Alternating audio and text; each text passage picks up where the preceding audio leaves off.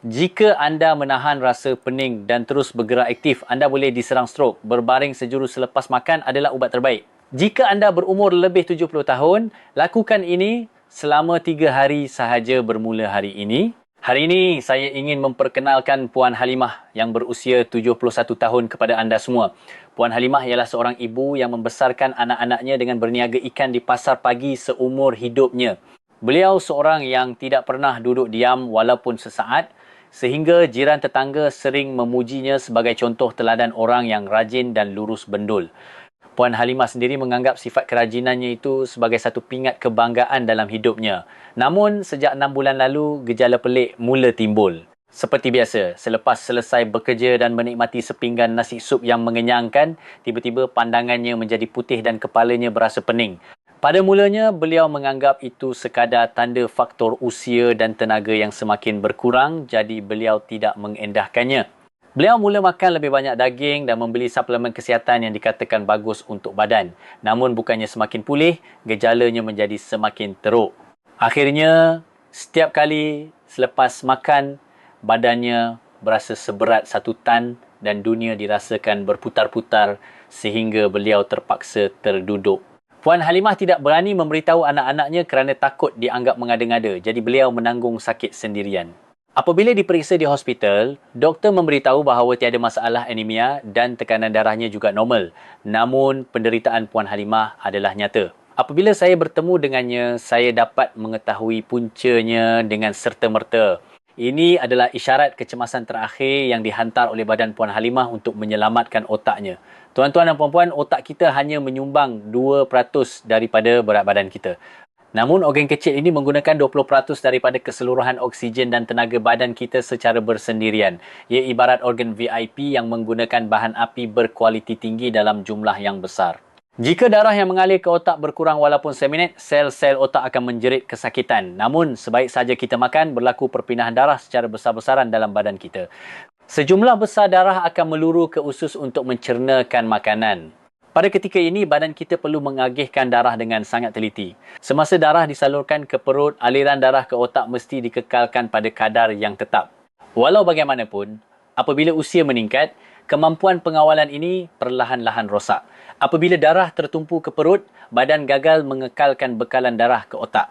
Puan Halimah memaksa badannya bergerak dan bekerja walaupun otaknya sedang kelaparan dan ini akhirnya mengakibatkan penurunan aliran darah ke otak. Ini bukan sekadar masalah pening kepala biasa, ini adalah amaran bahawa otak sedang perlahan-lahan kering. Cerita yang akan saya kongsikan hari ini adalah manual pemulihan otak bagi mereka yang mengalami pening kepala tanpa sebab dan keletihan selepas makan seperti Puan Halimah. Saya akan jelaskan prinsip saintifik dan kaedah praktikal tentang mengapa anda perlu berbaring sejuru selepas makan dan bagaimana tindakan kecil ini boleh menjadikan otak anda 10 tahun lebih muda. Ini bukan sifat malas, ini adalah layanan paling berkelas untuk otak anda. Saya yakin video hari ini akan sangat membantu dalam menjaga kesihatan otak anda dan keluarga anda. Sebelum kita mulakan perbincangan lanjut, sila tekan butang suka like sekarang dan tinggalkan komen dengan satu perkataan sahaja iaitu otak. Penyertaan kecil anda menjadi kekuatan besar untuk menyampaikan maklumat kesihatan berharga ini kepada lebih ramai orang yang memerlukannya. Baiklah, mari kita terus ke topik utama. Tuan-tuan dan puan-puan, mulai hari ini, ingatlah satu perkara ini. Tindakan paling penting yang perlu anda lakukan sebaik sahaja selesai makan bukanlah membasuh pinggan mangkuk atau berjalan-jalan di sekitar taman perumahan. Ia adalah membaringkan badan dengan selesa selama 20 minit di tempat anda berada. Ya, betul. Berbaring sejuru selepas makan adalah preskripsi paling pasti dan pantas untuk menyelamatkan otak. Mengapa begitu? Mulai sekarang, saya akan terangkan sebab perubatannya yang menakjubkan dengan cara yang sangat mudah. Apabila kita berdiri atau duduk, badan kita sedang melawan satu kuasa besar iaitu graviti. Bayangkan jantung anda sebagai pam air di tingkat bawah tanah, sebuah pangsapuri tinggi.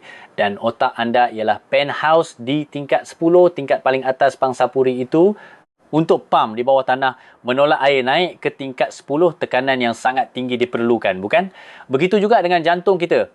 Menolak darah naik menentang graviti sehingga ke puncak kepala adalah kerja yang sangat berat dan memenatkan bagi jantung. Namun, masalah yang lebih besar timbul di sini, iaitu situasi selepas makan. Apabila kita makan, badan kita masuk ke mod kecemasan. Perut dan usus kecil memerlukan jumlah darah yang sangat banyak untuk menguraikan makanan dan menyerap nutrien. Pada masa ini, pengurus darah dalam badan kita membuat keputusan. Sekarang, pencernaan sangat mendesak. Jadi, kurangkan darah ke tempat lain dan tumpukan semuanya ke perut. Salah satu tempat yang paling awal ditarik darahnya ialah otak. Sudahlah sukar untuk menaikkan darah disebabkan graviti ditambah pula perut menarik semua darah, maka berlakulah fenomena kemarau di mana bekalan air terputus di penthouse iaitu otak kita. Inilah realiti sebenar hipotensi postprandial, tekanan darah rendah selepas makan, atau penurunan aliran darah otak selepas makan. Oksigen dan nutrien ke otak berkurang mendadak menyebabkan kepala menjadi kosong, rasa mengantuk yang amat sangat dan jika teruk, dunia terasa berputar seperti yang dialami Puan Halimah. Tetapi, apa yang berlaku jika anda membaringkan badan secara mendatar pada waktu ini, pam di bawah tanah tidak perlu lagi menembak air ke tingkat 10. Ini kerana jantung dan otak kini berada pada ketinggian yang sama. Sekarang, pam hanya perlu mengalirkan air ke sisi. Dengan hanya menggunakan 10% tenaga, darah akan membuak-buak masuk ke dalam otak. Sel-sel otak akhirnya dapat menghirup oksigen segar dan kembali bertenaga. Puan Halimah juga terkejut mendengar penjelasan saya. Beliau selama ini menahan pening dan memaksa diri berjalan di pasar kerana takut dituduh malas atau menjadi lembu jika tidur lepas makan. Kerajinan itulah yang sebenarnya sedang membunuh otaknya secara perlahan. Puan Halimah mula mengikut preskripsi saya dengan berbaring secara menyandar selama tepat 20 minit selepas makan. Ajaibnya, pening kepala selepas makan yang sangat menyiksanya itu hilang begitu sahaja. Tentu saja, ada perkara yang perlu diberi perhatian, terutamanya bagi mereka yang mempunyai masalah reflux asid perut GERD. Jika golongan ini berbaring rata sepenuhnya, asid perut boleh naik ke esofagus dan menyebabkan pedih ulu hati. Dalam kes ini, gunakan cushion atau bantal di belakang badan untuk menaikkan sedikit bahagian atas badan, kira-kira 15 hingga 20 darjah. Mengekalkan sudut sebegini sudah cukup untuk menghalang reflux asid sambil memastikan aliran darah ke otak mencukupi. Tuan-tuan dan puan-puan, ingatlah, berbaring 20 minit selepas makan bukanlah simbol kemalasan, tetapi rehat paling mulia untuk melindungi otak anda. Otak mesti mendapat nutrisi yang cukup untuk mencegah demensia dan mengekalkan fungsi kognitif. Mulai hari ini, tidak kira apa kata keluarga, berbaringlah dengan yakin. Dan tunjukkan video ini kepada keluarga serta jelaskan kepada mereka. Jika cerita hari ini bermanfaat, sila kongsikan video ini kepada kawan-kawan rapat atau ibu bapa anda. Terutamanya bagi mereka yang mengadu tidak bermaya setiap kali selepas makan, video ini boleh menjadi talian hayat mereka. Satu perkongsian anda boleh mencipta keajaiban, menyelamatkan kesihatan otak seseorang. Jika rahsia pertama iaitu berbaring selepas makan adalah pertolongan cemas untuk memadamkan api, dua perkara seterusnya yang akan saya sampaikan adalah rawatan asas untuk membetulkan badan yang rosak dan membuka luas lebuh raya darah ke otak. Apa yang saya akan sampaikan mulai sekarang akan mengubah sepenuhnya tempat tidur dan tabiat duduk anda. Adakah anda bersedia? Penyelesaian kedua ialah teknik tidur mengangkat tangan. Lakukan serta-merta bermula malam ini. Semasa tidur, letakkan kedua-dua belah tangan sedikit ke atas bahagian dada. Mungkin ada yang menganggap ini kedengaran pelik, tetapi terdapat sains tubuh manusia yang menakjubkan di sebaliknya. Darah dalam badan kita perlu kembali ke jantung. Sama pentingnya dengan darah yang keluar dari jantung. Ini supaya jantung boleh mengepam semula darah segar ke kepala.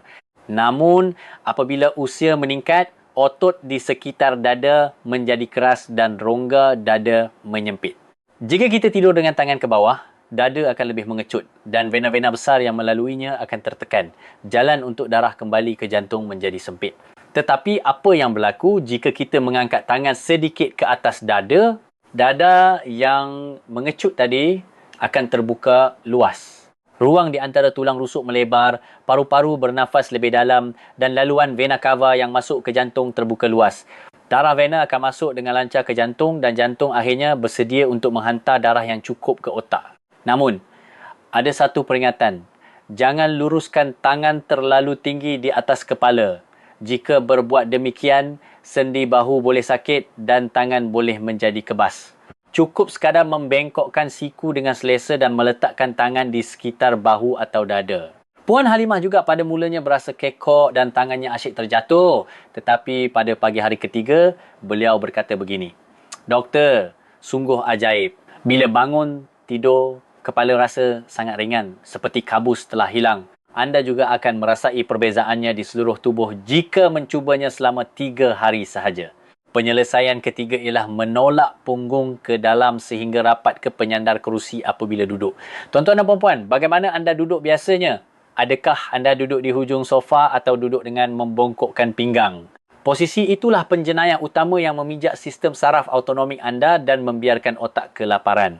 Jika anda tidak menolak punggung ke dalam, tulang pelvis akan terbaring ke belakang. Apabila pelvis terbaring, pinggang akan membongkok dan sebagai tindak balas, leher akan menonjol ke hadapan. Inilah yang menyebabkan masalah leher kura-kura turtleneck. Leher anda bukan sekadar tiang yang menampung kepala. Ia adalah lebuh raya utama tempat laluannya saraf dari otak ke seluruh badan, terutamanya saraf autonomik yang mengawal saluran darah dan degupan jantung melalui celah-celah tulang leher ini. Namun jika leher menjulur ke depan seperti kura-kura dan tulang leher menjadi lurus, apa yang akan berlaku? Ia ibarat batu besar jatuh di tengah lebuh raya dan menyekat jalan. Saraf terhimpit dan terpulas menyebabkan penghantaran isyarat menjadi kacau bilau. Apabila keseimbangan saraf simpatetik dan parasimpatetik terganggu, badan kita tidak dapat mengawal tekanan darah mengikut situasi. Apabila kita makan dan darah tertumpu ke perut, saraf autonomik sepatutnya bertindak balas serta-merta dengan menyempitkan saluran darah untuk mengekalkan tekanan darah, tetapi kemampuan ini hilang. Dalam sebenar, di sebalik pening kepala, selepas makan yang dialami Puan Halimah adalah sistem saraf autonomik yang rosak ini. Puan Halimah menghabiskan seumur hidupnya menundukkan kepala untuk menyiang ikan, dan semasa berehat pun beliau berbaring menyandar di sofa sambil melihat telefon pintar. Tabiat itu merosakkan leher dan melumpuhkan saraf autonomiknya. Jadi saya berpesan bersungguh-sungguh kepada beliau, Puan, mulai sekarang bila duduk di kerusi, pastikan tolak punggung masuk ke dalam dahulu. Pinggang mesti melekat pada penyandar supaya pelvis tegak, dan bila pelvis tegak, leher akan kembali ke kedudukan asalnya. Hanya apabila leher tegak, lebuh raya ke otak akan terbuka dan saraf autonomik akan hidup semula. Selepas saya berkata demikian, beliau mula duduk dengan menolak punggung secara sedar sejak hari itu. Pada mulanya beliau mengadu pinggang rasa kaku dan tidak selesa, tetapi tidak lama kemudian beliau sudah biasa dan yang mengejutkan, sakit kepala kroniknya turut hilang. Tuan-tuan dan puan-puan, teknik tidur, mengangkat tangan dan duduk menolak punggung ke dalam yang saya sampaikan hari ini adalah ubat terbaik untuk menyelamatkan otak anda tanpa mengeluarkan 1 sen pun. Apabila saraf autonomik pulih, bukan sahaja tekanan darah selepas makan terkawal, malah masalah sukar tidur, insomnia dan keletihan kronik juga boleh diselesaikan serentak. Jika video hari ini benar-benar membantu, sila tekan butang langgan subscribe dan butang loceng notifikasi. Anda tidak akan terlepas maklumat penting untuk menjaga kesihatan anda. Langganan anda memberi semangat besar kepada saya untuk menghasilkan video yang lebih baik. Baiklah, sekarang saya akan dedahkan jadual harian ajaib Puan Halimah tentang bagaimana beliau mendapatkan semula tenaganya hanya dalam masa 3 hari. Anda boleh ambil kertas dan pen untuk menyalinnya sekarang atau simpan maklumat ini baik-baik dalam ingatan anda. Rutin ini bukan sekadar untuk mengisi masa, tetapi satu pelan tindakan yang teliti untuk memulihkan saraf autonomik yang rosak dan membekalkan air kehidupan kepada otak. Pagi Puan Halimah kini tidak lagi bermula dengan bingkas bangun dari katil. Sebaik sahaja membuka mata, beliau akan melakukan gerakan mengangkat tangan sambil menggeliat sebanyak 5 kali dalam keadaan masih berbaring.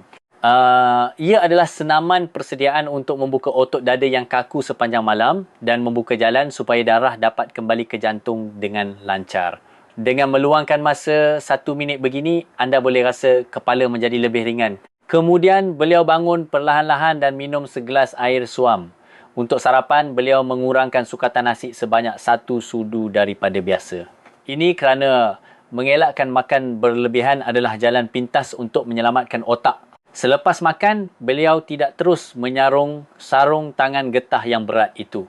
Sebaliknya, beliau pergi ke sofa di ruang tamu, meletakkan 2 atau 3 cushion di belakang badan dan berbaring dalam keadaan separuh duduk dengan sudut kira-kira 20 darjah. Memandangkan perut Puan Halimah agak lemah, beliau sangat menjaga sudut ini kerana bimbang asik perut akan naik. Beliau memejamkan mata selama 20 minit dan menikmati rasa darah yang membanjiri otaknya dengan selesa. Selepas 20 minit, Puan Halimah bangun dengan rasa segar tanpa gejala kepala berpusing seperti dahulu, lalu membasuh pinggan dan menuju ke pasar. Semasa bekerja di pasar pun beliau mempraktikkan keajaiban 1 sentimeter. Setiap kali duduk sebentar di kerusi semasa menyiang ikan, beliau akan menolak punggungnya rapat ke penyandar kerusi. Dengan cara itu, pinggangnya secara automatik menjadi lurus dan leher yang menunduk kembali tegak.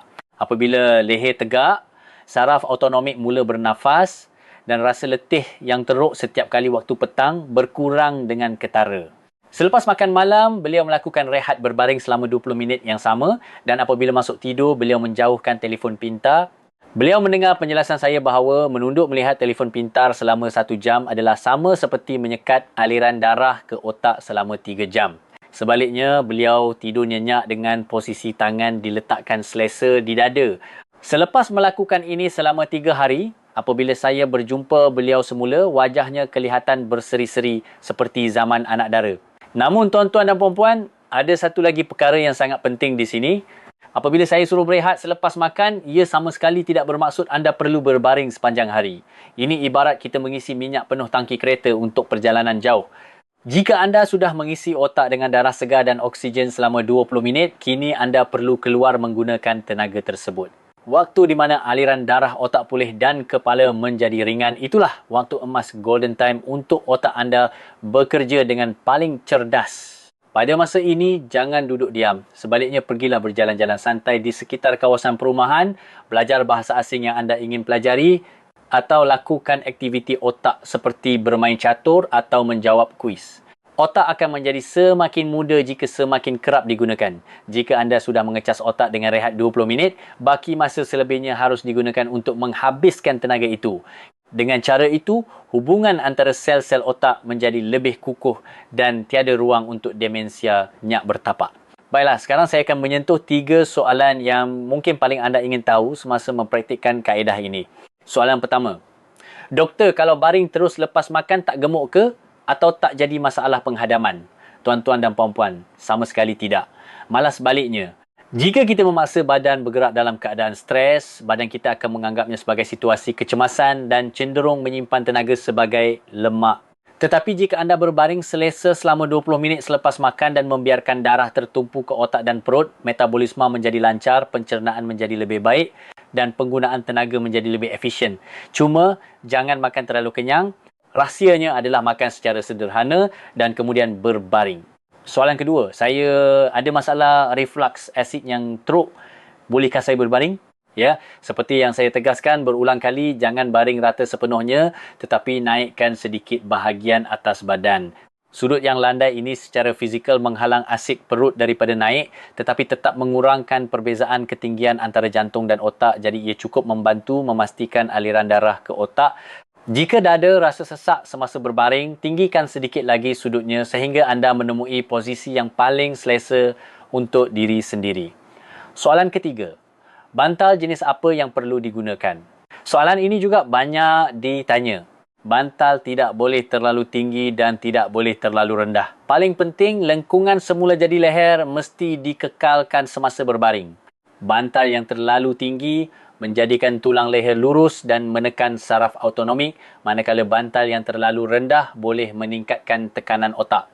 Bantal yang menampung bahagian belakang leher dengan kukuh tetapi sedikit tenggelam di bahagian kepala adalah yang terbaik. Soalan keempat yang paling kerap ditanya, doktor, saya tak larat, jadi saya rasa selesa baring sepanjang hari, boleh tak? Jawapan saya tegas, tidak. Otot badan dan otak kita akan berkarat dalam sekelip mata jika tidak digunakan. Rehat 20 minit selepas makan hanyalah satu koma strategik semata-mata untuk menjaga aliran darah otak.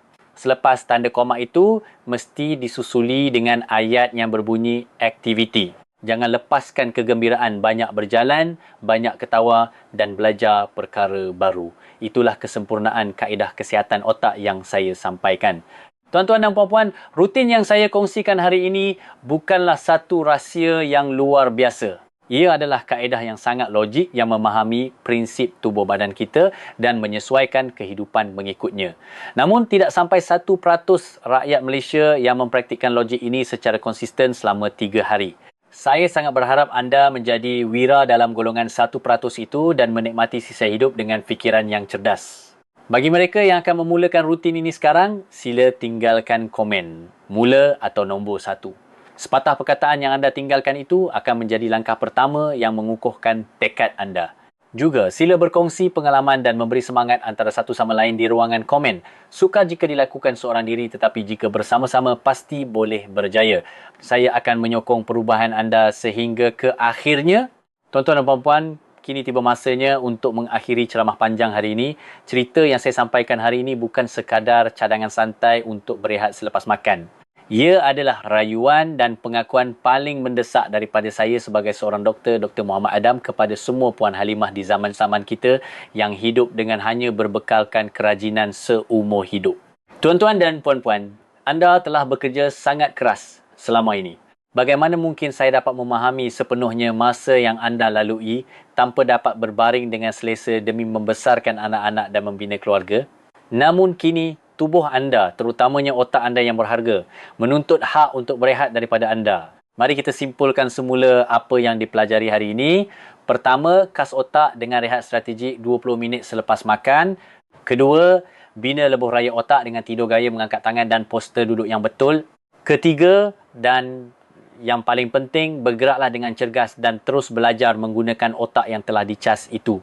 Tuan-tuan dan puan-puan, gambaran anda yang saya impikan bukanlah sosok yang terlantar di atas katil.